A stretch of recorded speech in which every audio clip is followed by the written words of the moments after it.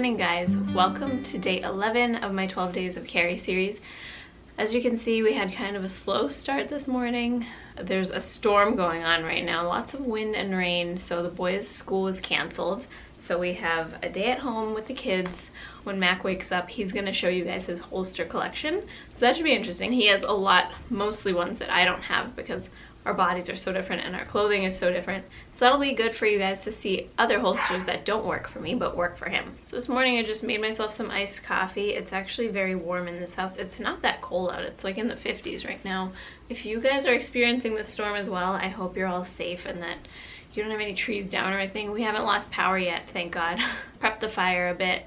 Read my Bible a bit. I'm reading through the book of Exodus. I got this new study Bible that I love. I've never had a study Bible before, and I don't know how I missed them all these years. So I'll link the one that I have below. It's really good. The translation is CSB, and it has a bunch of notes for like every single verse in the Bible. There are notes at the bottom, so it really helps you to understand it better. But I read a little bit of that this morning. I will link that below if any of you are interested in a good study Bible. I really like this one. And it also has a lot of like historical facts. Hey! Hi, my boy. Oh, thank you. Yes, you love kisses. Oh, thanks for the hug. That's sweet.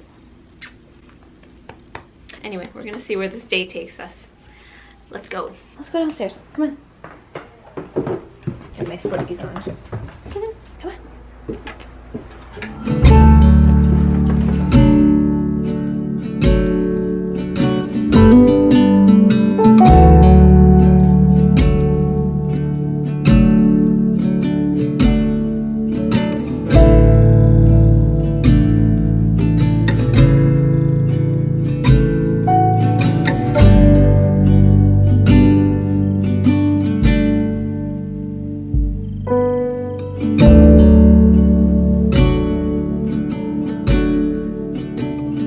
Once I put this on, I go doo, doo, doo, doo, doo, doo.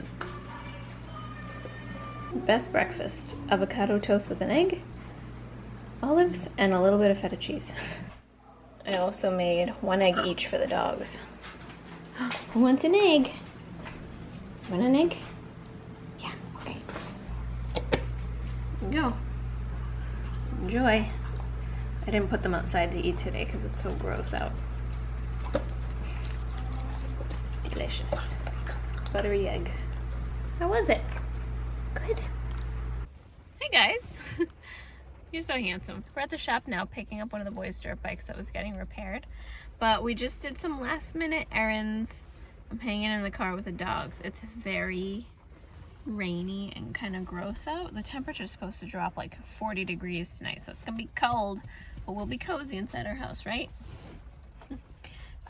Anyway, when we get home, I'll show you guys, I'll have Mac show you his holster collection. Okay guys, I'm here with my husband Mac. He's got all his holsters set up on the ground and we're gonna show you all that he's set up here. Alright, so I guess starting from here over, this is, you know, inside the waistband holsters. What I do with almost all of them, you can see, is I like to cut the leather or the cloth out of the way. That allows me to get a better grasp of the firearm for a little bit speedier draw.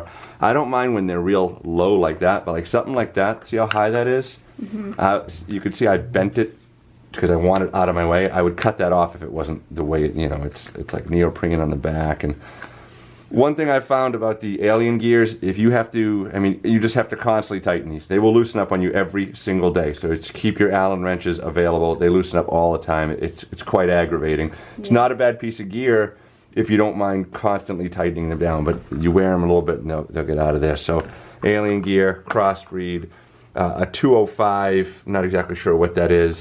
Another 205, another crossbreed. I don't know what this is. But you know, inside the waistband, concealment, a little bit helpful.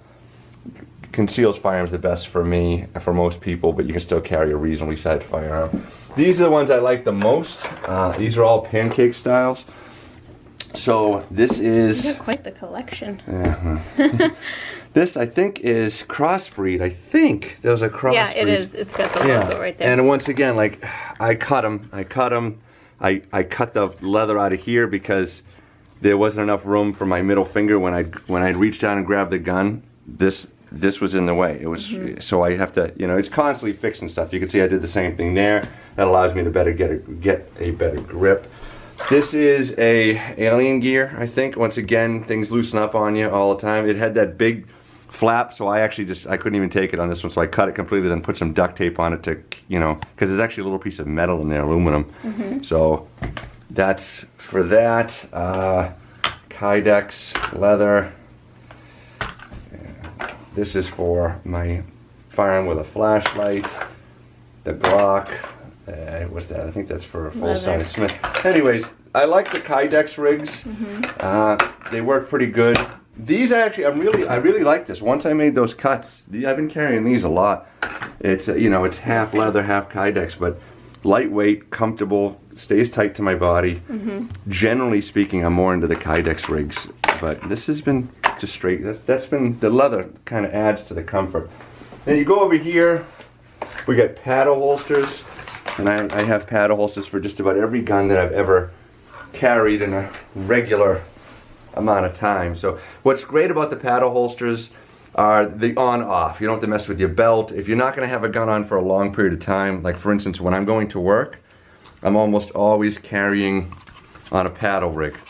So there's almost always a paddle rig, so a lot of the guns you'll notice are larger, but it just slides on, you wear it to work, it comes off, my duty belt goes on, I do my time, come back home wearing one of these.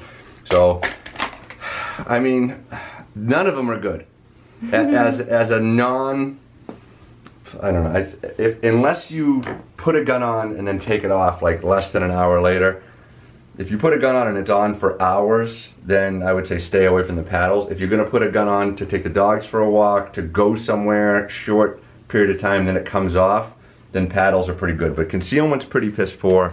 I don't love the retention. I feel like if I got into it with someone, sorry, that goes over there, they might be able to take the whole holster and gun if we get into a physical confrontation. So, you know, they're fast, they're easy, and that's really the only point to them. But I have one for just about any gun I've ever carried, like to and from work, probably. And then as we come over here, this is where things get a little bit different. We'll start with pocket holsters. Pocket holsters are great for the small guns. So we have plenty of those, depending on which small gun you're carrying. But like the LCP 380 Max, that can go pocket. The Glock 42 can go pocket with the 6-shot magazine. So you'd be carrying 6 in 1 there. I do carry pocket from time to time, but you gotta like small guns, and I don't really like small guns. The Glock 42 is the absolute smallest that I feel comfortable still winning a gunfight with. But anything smaller than that, it's just not enough for me to hold on to. So I've dabbled in the clip draw. I'm not. You've probably seen on some other Stavs videos where I've played with it. A lot of my students over the years have kind of, you know, pushed me in this direction. A few of them were just like passionate about the clip draw. And it's, every time I have one on a gun, I feel like I don't hate it, but I'm not comfortable. I never quite feel cozy. I feel like I could lose the gun if I ran, or if I got in any type of physical confrontation. I feel like the gun's going to come squirting out. And, you know, there's nothing blocking the trigger, so you can either get a trigger block or something like that, but I don't know. I've tried them multiple times, and every time I have one on a gun, I can understand why a lot of people do like them, because the simplicity and the concealability is very high, but I just can't quite get cozy on them. So right now they're right there. I got plenty of mag pouches. I almost always carry an extra magazine. I really like these aluminum jobs. They're real nice. They're hard to come by. This is not quite as nice, but those are pretty good. If you have multiple guns and you don't feel like buying a whole bunch of different mag pouches, these are made by Safariland, and they accordion. So you can put like a double stack or a single stack. You can put 9, 40, 45. They all fit in here. So you can have one mag pouch for every gun you carry. Stay away from the Blackhawks. They're basically worthless for concealed carriers. And then these are fantastic. These are probably my absolute favorite. They're called Kytex, K-Y-T-E-X. They're specific per each gun. They go on easy, they go off easy, they hold your magazine really well. I have them for every carry gun that I carry. I've used these over the years. I've used this over the years, that for mags and handcuffs, and All of them are okay, but the Kitex is where I am absolutely. This is what I wear all the time now, except for when I carry your shield. When I steal Stav's shield, I go with that thing there. And I think that's what that's KZ. KZ is the company that makes those aluminum ones. Ankle holster, check. My buddy got me this, and I have tried it a little bit. The Urban Carry. It is absolutely not my thing.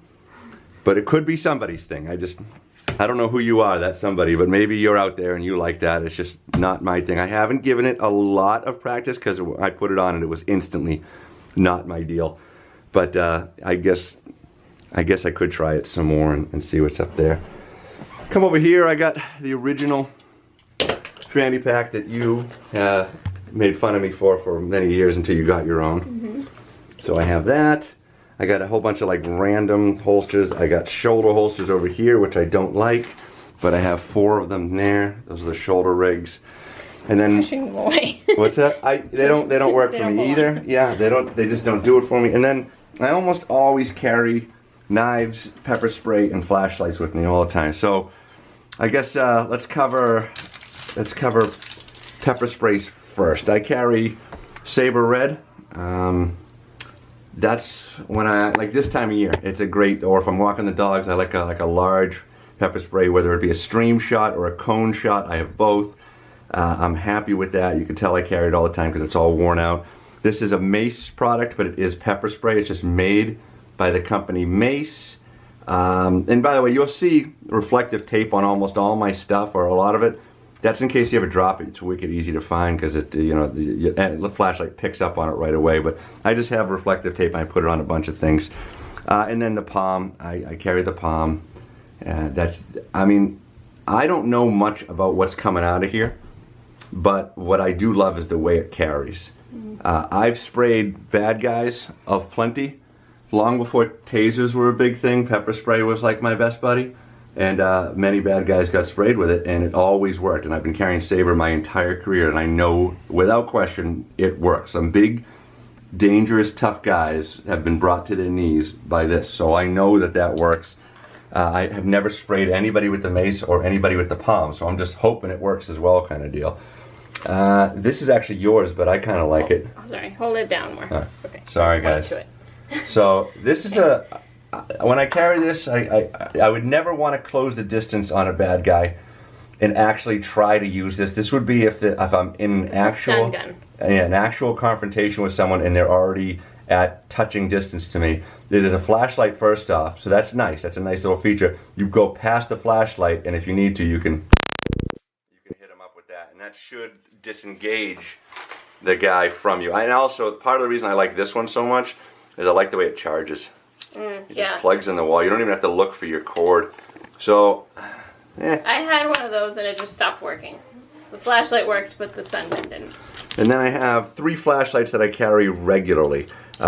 This is probably my favorite right now, and this is one of the power techs that Stav put me onto. So, it's got, I think, it's got multiple. You can turn it on, and then you got this little button here, and this little button allows you to do different powers.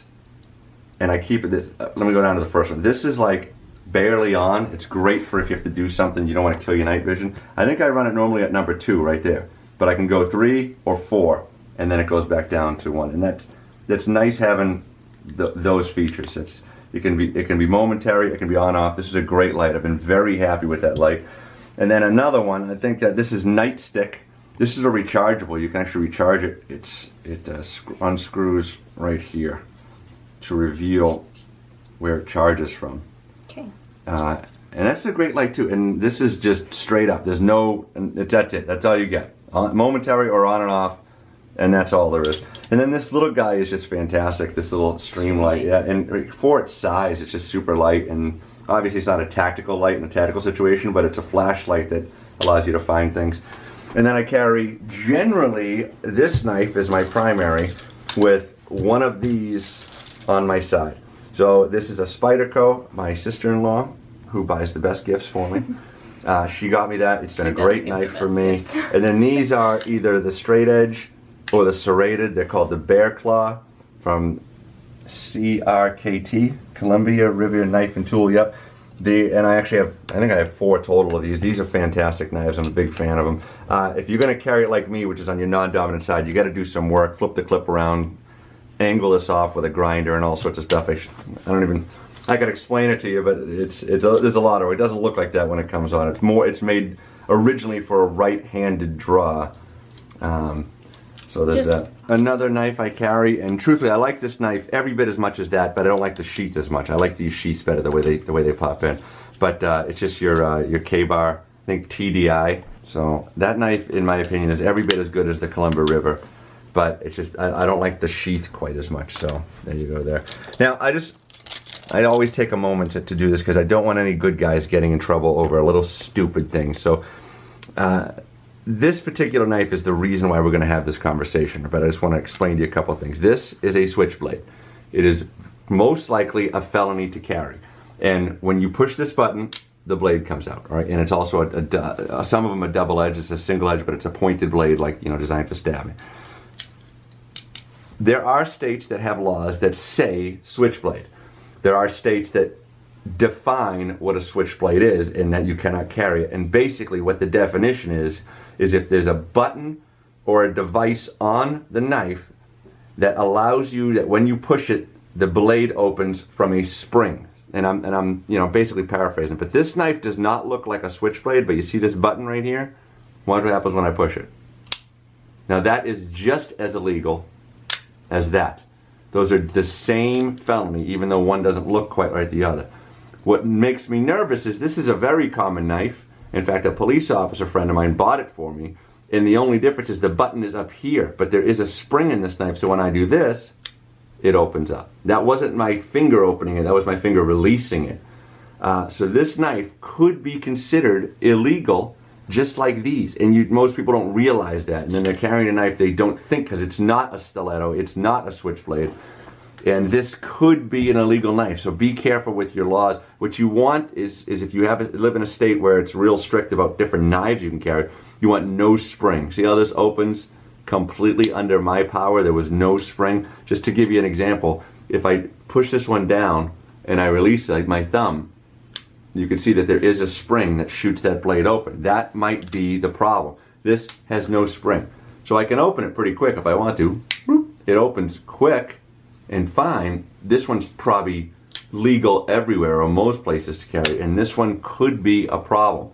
So just be aware that, carry legal stuff all the way through. Like make sure that whether you agree with the laws or not. And there's a lot of laws I don't agree with, but like you either got to change the law or you got to follow the law, because there's going to be a lot of people that are going to say, well, that's the law. So whether you like it or not, you still got to follow. So don't carry anything illegal. Know your laws.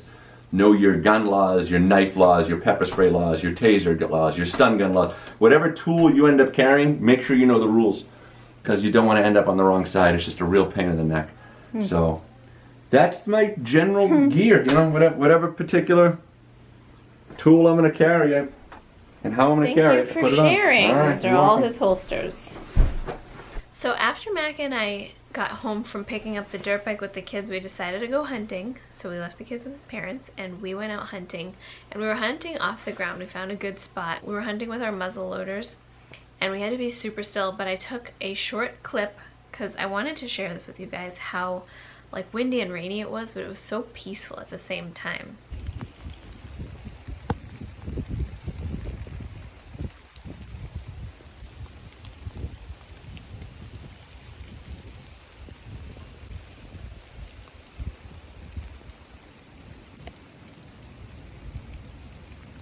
We didn't see any deer. I think they weren't moving because it was so windy that they probably can't hear as they're walking around, so they can't hear if something's coming. But it was still really nice to just get to sit out there for like an hour and a half and just sit and be still. So I really enjoyed that. But I wanted to open day 11 of our advent calendar, our Gun Girl advent calendar. Okay, day 11 is a bigger box, and then day 12 is even bigger. So up till now they were all the same size, but this one's bigger. So leave me a comment down below and guess what is in here. What do you think is in here before I open it? All right, now I'm gonna open it. I can't believe these 12 days are almost gone. Okay, this one's kind of tough. I'm gonna put it down and open it. What are you? I don't want to rip it. It's a little gray notebook. You can take it to the range, keep track of your shooting. It even has a little, like a bookmark in it. And the back says armed in style. The front says, you are worth defending. I'm always like thinking of random thoughts and writing them down in my phone notes, but maybe I'll keep this by my bed. Because sometimes when I'm like sitting in bed at night, I'll have this really like philosophical thought that I don't want to forget, and I'll write it down. I hope you guys enjoyed seeing Mac's holster collection. Don't forget that my online course is on sale until January 1st, so don't miss it. Use code 12daysofcc at checkout.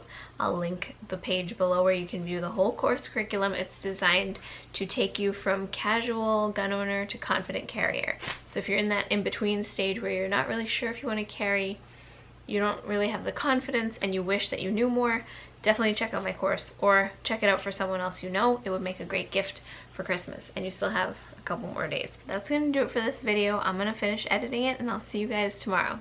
Stay safe. Bye.